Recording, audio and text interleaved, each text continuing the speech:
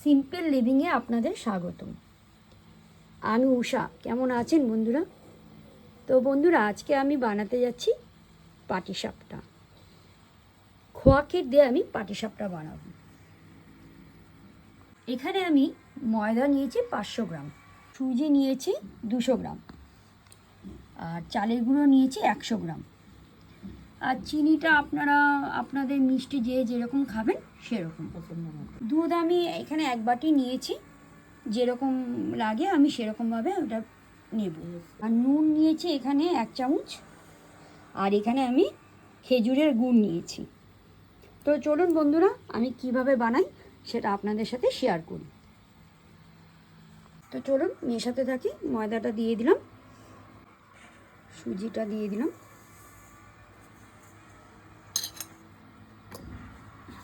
চালের গুঁড়ো,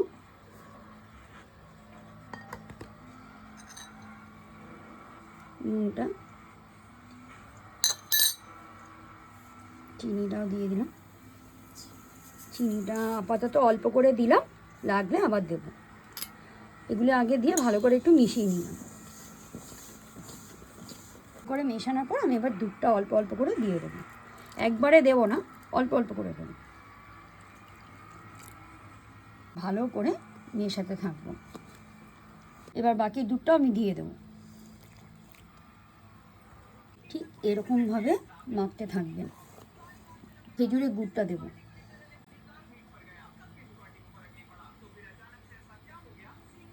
খেজুরের গুড়টা দেওয়ার পর আমি আবার ভালো করে মিশিয়ে নেব।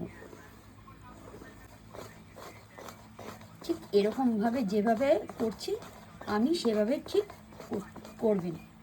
আরেকটু দুধ লাগছে, তাই আমি আরেকটু দুধ নিয়ে নিলাম।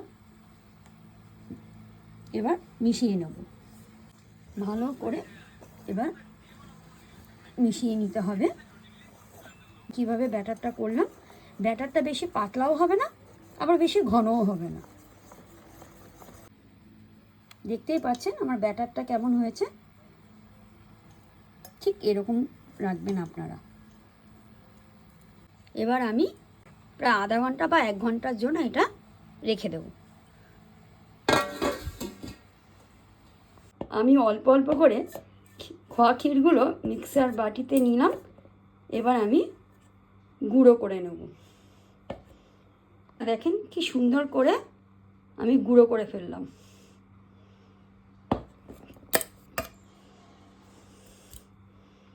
একটু বাটিতে আমি খোয়া ক্ষীরগুলো নিয়ে নিলাম।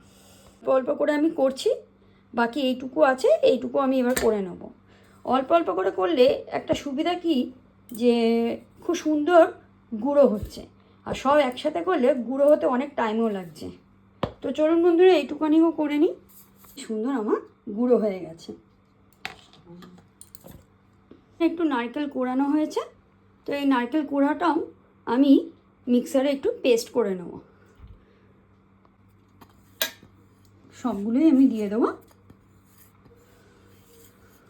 তো দেখুন বন্ধুরা, আমার হয়ে গেছে। নারকেলের থেকে অনেকটাই দুধ বেরিয়েছে। তো এটা আমি একটা বাটিতে ঢেলে নিই। চলুন,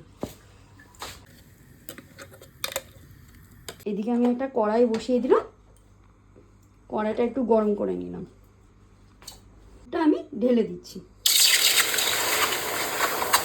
আর একটু দুধ লাগবে। এবার আমি নারকেলটা দিয়ে দেবো। নারকেলটা দিয়ে দিলাম। একটু ভালো করে মিশিয়ে নিই। এবার আমি খোয়া ক্ষীরটাও দিয়ে দেবো।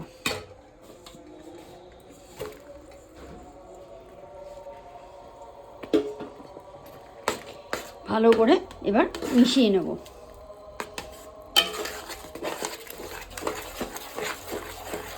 খোয়া ক্ষীরটা ভালো করে মিশানো হয়ে গেল। এবার আমি চিনিটা দিয়ে দেবো।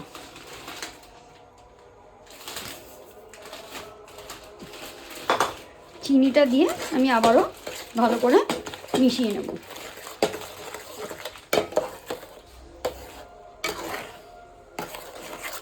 এরপরে গুড়টাও দিয়ে দেবো। বাটিতে যেটুখানি আছে ওটা আমি ওইগুলো দিয়ে দেবো, ভালো করে মিশিয়ে নেব। আমার পাটিসাপটার পুরটা অনেকটাই হয়ে গেছে, তবে আর একটু শুকিয়ে নিতে হবে।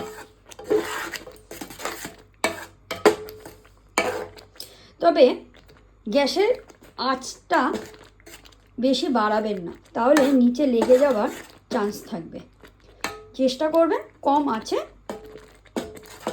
পাটিসাপটা পুরটা করার। আমার পাটিসাপটা পুর হয়ে গেছে, এবার আমি গ্যাসটাকে অফ করে দেব। এবার ঠান্ডা করতে দেব। আমি একটু অন্য পাত্রে ঢেলে নিচ্ছি। দেখি আমি যে ব্যাটারটা করেছিলাম সেটা এখন কি অবস্থায় আছে, আর একটু দুধ যদি লাগে তো দিতে হবে।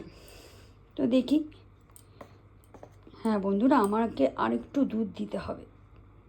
ব্যাটারটা একটু বেশি ভারী হয়ে গেছে, একটু দুধ দিতে হবে। এবার একটু অল্প করে দুধ দিলাম।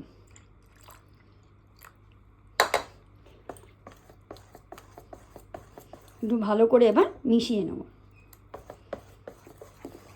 দেখেন আমার ব্যাটারটা এবার ঠিক আছে। একবারে বেশি করে দুধ দিয়ে দিলে কি হয় জানেন বন্ধুরা, দানা দানাগুলো থেকে যায়, তখন ভালো লাগে না। তাই অল্প অল্প করে দুধ দিয়ে করলে ঠিক দেখুন ভালোভাবে হয়।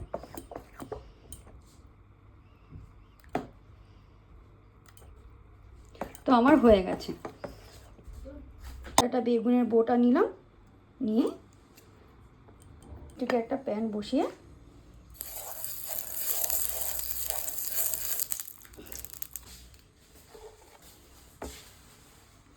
তারপরে অল্প অল্প করে দিয়ে দেব।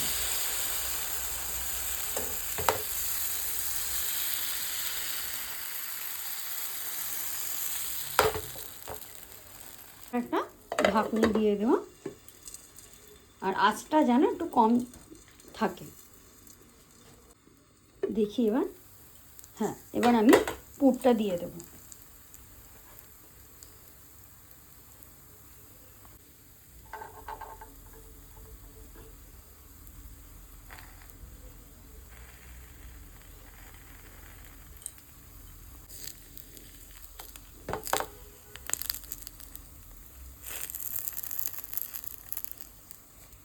বাহ, দেখুন বন্ধুরা কি সুন্দর আমারটা উল্টে গেল।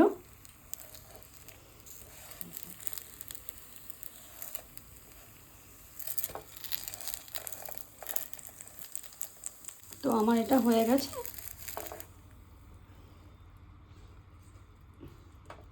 তো এইভাবে আমি আরেকটাও দেব।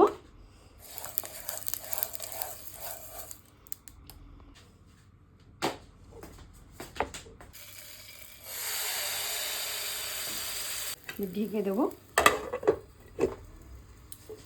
দেখি, হ্যাঁ এবার আমি পুরটা দিয়ে দেবো। পুরটা দিয়ে দিচ্ছি। কেমন লাগলো আমার এই পাটিসাপটা বানানোটা অবশ্যই জানাবেন কমেন্ট বক্সে। আর লাইক কমেন্ট শেয়ার করতে ভুলবেন না। আর অবশ্যই যারা নতুন আছেন তারা অবশ্যই আমার চ্যানেলটিকে সাবস্ক্রাইব করবেন। আমার পুরটা আমি ছিঁড়ে আপনাদেরকে দেখাচ্ছি। বাহ, দেখতেই পাচ্ছেন বন্ধুরা আমি কত সুন্দর করে পাটিসাপটা করলাম। তো অবশ্যই জানাবেন আমার এই পাটিসাপটাটা কেমন লাগলো। টাটা বন্ধুরা, ভালো থাকবেন, সুস্থ থাকবেন।